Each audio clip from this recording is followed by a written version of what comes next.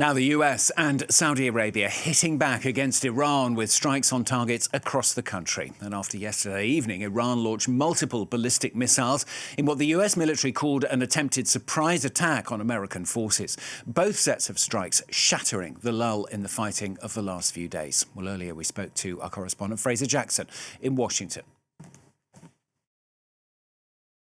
Separate but connected strikes taking place here. First, we got word from CENTCOM, who said they had thwarted a surprise attack from the Iranians as they fired ballistic missiles. Now, the CENTCOM did not say where those missiles were aimed, but we had reporting from Axios and then confirmed by state media in Iran that it was directed at a US base in Jordan. Of course, it was a base in Jordan recently that was attacked and led to the death of numerous American soldiers there, but those ballistic missiles ultimately were shot down and did not meet their targets. But the US senior officials that we've been hearing from assess that the IRGC started this attack to derail ongoing ceasefire talks. Of course, there's been a lull over the course of the last couple of days as Donald Trump has been trying to give room to the Omani and Iranian talks about the Strait of Hormuz that have been going on, but it appears the Iranians